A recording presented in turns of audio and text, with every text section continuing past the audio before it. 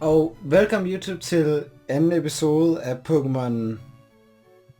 Jeg kan altså ikke huske det nu. Jo, meget undskyld. Faktisk lige nu. Ikke en ting jeg siger I behøver at gøre eller noget, men jeg er en person som drikker meget lidt, ikke? Jeg drikker måske en gang hver anden måned max. Og det er kun når man eller mere end det. En gang hver halv år måske. Så det er relativt sjældent, jeg gør det for en omkring min alder, som man tænker på, jeg tænker set er 20 år. Men ja, så jeg vil sige, før jeg begynder på noget rigtigt, at lige nu er jeg højst sandsynligt fuld, til nogensinde har været, så hvis I er meget imod at drikke og sådan noget, så kan I forlade videoen nu. Og jeg er meget undskyld, hvis jeg ender med at lave nogle fejl i redigeringen, for jeg regner med at redigere lige når jeg er færdig med det her. Men efter det, hvis der er nogen af jer, der blev, selvom jeg tænkte sig at drukket, så vil jeg sige godt gjort. Og lad os komme i gang med spillet. Jeg ved godt, jeg sagde, at jeg upload oftere med den her serie på den her kanal. Men ja, jeg har bare ikke rigtig haft tid til det. Så i sidste episode har vi lige fundet Mew, er jeg ret sikker på. Og altså jeg er ikke helt sikker på, hvad vi laver, så det kan godt være, at den her video bare bliver mig, der går ned i ring, fordi igen, jeg er lidt små forvirret. Men og vent, jeg burde læse, hvad den siger, jeg kan lige starte forfra. This area used to be a house belonging to a happy family. One day, their daughter went missing. That poor little girl. She was kidnapped by that Pokémon. Som var kidnappet af en Pokémon. Det er lidt trist at blive. Kuku, okay. Fint nok, så vi kom igennem første by. Jeg kan altså ikke huske, hvad jeg skal man lige nu. You remind me of a friend. I really miss him. Okay, hvad er der her han? Nej, det var her vi startede. Vi sagde i startspil, vi sagde i Pallet-Town. Det vil sige, vi har lige set Mew. Det vil sige, vi skal hen og snakke med Professor Oak. Fordi vi er lige begyndt, og vi ikke rigtig ved noget om Pokémon, så vi skal lære fra ham af. Fordi der var et rygte om, at den gamle mand, der hedder Professor Oak, vidste noget om Pokémon. Og jeg har fornemmelse af, at jeg bare sidder og gentager mig selv til meget lige nu, men okay. Så vi ender med at slippe de her Pokémon fri efter mangaen, og vi ender med at få Bulbasaur med på holdet. Så jeg tænker, oh cool, this is a Bulbasaur. Should I hold it? Sure, hvorfor ikke? What are you doing? You're a thief, aren't you? Auf!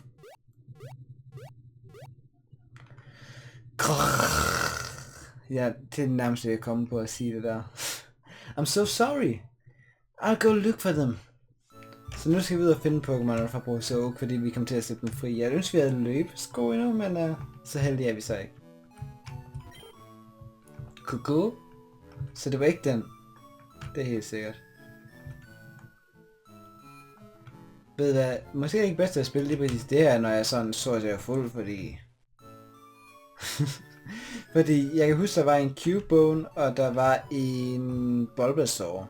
Jeg tror også, der var en Spearow. Og hvis jeg husker helt rigtigt, så var der også en Jigglypuff med, jeg er ikke sikker. Spearow, er du en af dem? Found you, oh. It's looking very angry. Fint, når vi både klarer den her relativt fint selv, siden vi har Poliwhirl. Og den har Ice Beam. Oh, ja, den vil have Ice Beam, hvis jeg ikke bruger Hypnosis.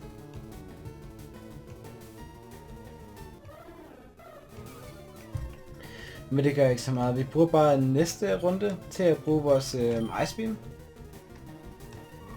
Det burde være nok til at slå den ud på et slag. Medmindre jeg regner forkert. Det var det, godt nok.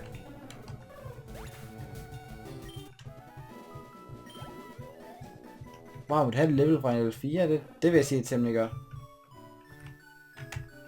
Udover det så mangler Cubone og... jeg kan ikke huske, hvad en anden Pokémon der var. Jigglypuff? Ja, Jigglypuff. Så mangler vi at finde 2 mere ud over Bulbasaur, men Bulbasaur er i næste by, hvis jeg husker rigtigt på mangaen. Og siden jeg har spillet halvdelen af det spil igennem før, så tror jeg, at der er noget her. Green, I just saw a Cubone and a Bulbasaur run by. Where did it go? So Cubone and Bulbasaur came by here. I better find it quick. Så jeg ved, at det er meningen, at vi skal fange Bulbasaur til at være en del af vores hold. Så det vil jeg højst sandsynligt gøre, også fordi Bulbasaur er min yndlings af starterne fra Janet. Jeg ved godt, det er den mindst populære af starterne, men jeg har altid haft et eller andet for Bulbasaur. Jeg tror altid, at den er brugt mest i Pokémon-spillene af starterne.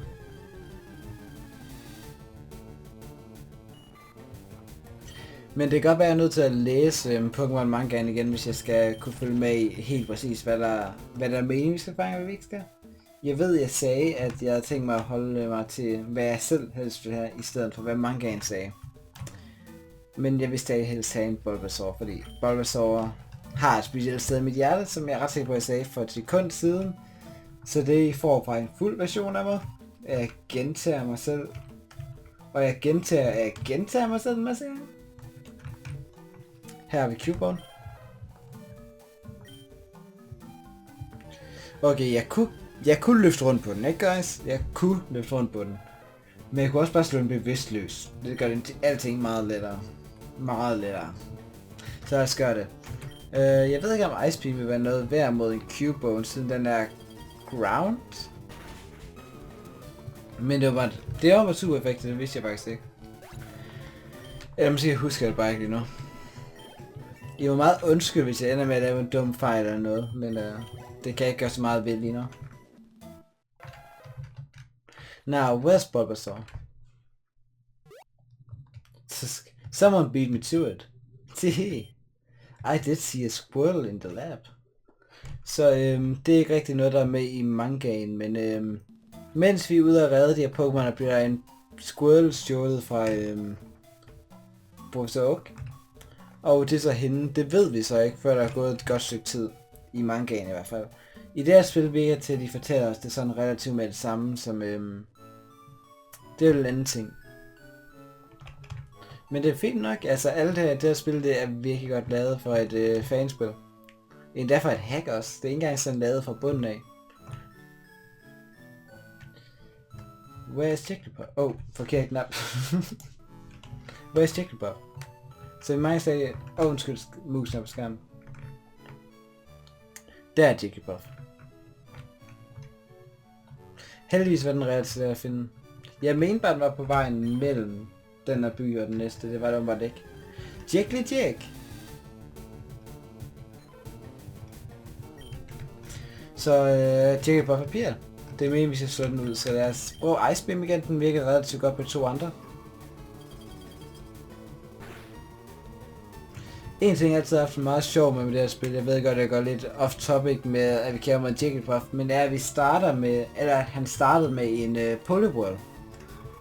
Jeg ved ikke helt, hvordan ideen til en Poliwhirl startede. Jeg tror, at den sådan åbenlyst det var at starte med en Poliwag, som hvis I ikke ved, så er det underudvikling af Poliwhirl. Okay, time to catch it. No wait. Okay, så den stikker af. Fint nok. It got away. Så er det bare at fange den. Den løb opad, så vi tror den rent faktisk er mellem den her by og den næste, som jeg mente. Kan jeg også høre sådan en underlig lyd? Bzzz. Er der noget i stilen? Er det bare mig? Er jeg bare ved at gå sindssyg? Det er en relativ mulighed. Men jeg tror ikke det er det. Jeg har set overset Bulbasaur et eller andet sted. Hun står stadig der, så vi kan ikke komme forbi hende. Jeg ser gået direkte forbi den, det kunne lige passe, ikke? Så Jigglypuff der gav overså vi den her sted. Det vil jeg ikke mene. Men guys, I var meget undskyldt, men jeg kan godt mærke, det er det ikke den bedste idé, så jeg vil sige, det er det episode 2. Jeg nåede ikke så meget ind, som jeg gerne ville, men ja. I bare roligt, for ikke mere at se af fuld mig, fordi som jeg sagde, måske ikke engang hver halve år max. Men ja, vi ses næste gang.